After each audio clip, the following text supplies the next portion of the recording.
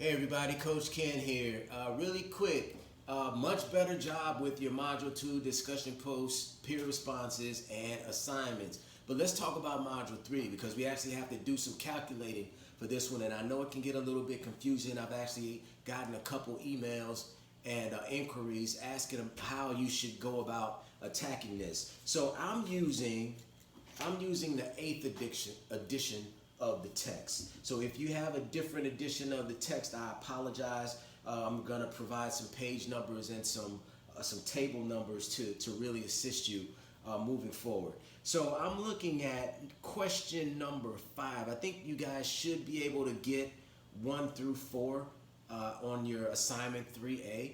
But when we get to question 5, now we have to actually do some calculating. So we have the different stages with the variances in each stage's respective work rate. So I'm looking at, in my book, it's page 88 and it's table 4.3. And since he's on a bike, we're talking about leg ergometry, right? So when we look at this table for leg ergometry, and the name of the table, by the way, is Metabolic Equations for Estimating Gross VO2. So when you look at this, for question number 5, when you calculate the VO2 max, that's going to be your work rate, which is going to be 180, right, divided by the body mass, which is going to be 82 kilograms, right? And then you multiply that times 1.8, and then you add 3.5, and then you add another 3.5. So where is my, actually I'm using my phone, so I can't calculate that for you guys right now. So you'll take the 180 divided by 82 kilograms, multiply by 1.8, add 3.5, and add another 3.5. And that's how you're going to get your value. Now, once you get that value, you're going to have to convert that number into METs or METs. And the way that you do that on page 89 in the 8th edition, you have converting units of measure. So if you look here, it tells you that you can convert METs into VO2 max by multiplying. So the opposite of that would be if you want to convert VO2 max into METs, you would just divide that value by 3.5. And that's going to give you your value. So you plugging those numbers into your equation, that's how you're going to get your stage 1 values.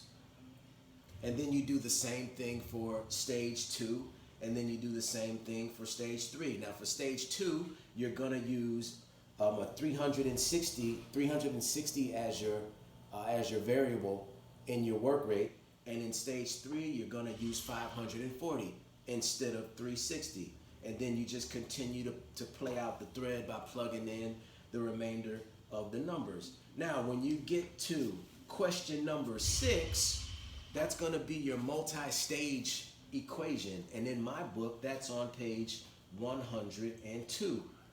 Now for this, you're taking sub-maximal data, and the rub here is you only want to take 2 stages for this particular equation, and they have to relate to heart rates in between 115 beats per minute and 150 beats per minute. By using that as your guideline, or as your minimum value and your maximum value, you're going to want to use stage 1, the values from stage 1 and stage 2. Now, I'm just going to give you the value for slope, but you can see how to calculate it in this multi-stage model for estimating VO2 max. I want you guys to actually do the calculations this time. I know I gave you the easy out last week by plugging them into that formula online, but I'm going to give you the value for slope, and I need you guys to figure out how to get there.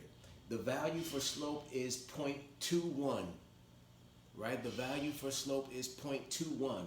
So utilize this formula that you have right here, and I want you to arrive at that number.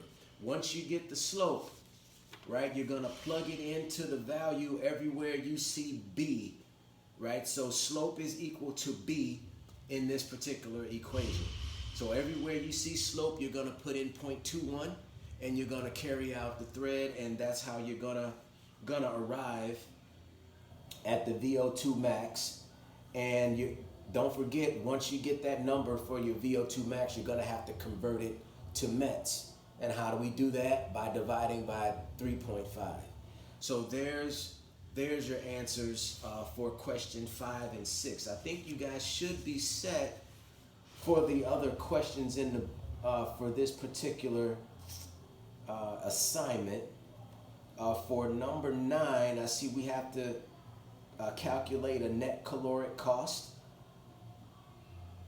And the net caloric cost is the minimum intensity that is going to be required to expend 100 calories.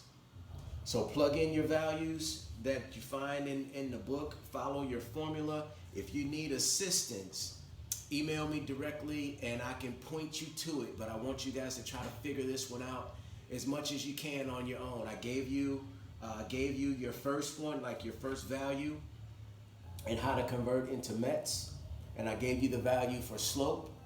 I need you guys to calculate the rest. But again, if you're having a hard time, email me directly, or I can provide my telephone number if you'd like to talk your way through it via telephone. All right, so good luck, everybody, and I look forward to seeing what you guys come up with. Have a fantastic day. Take it easy.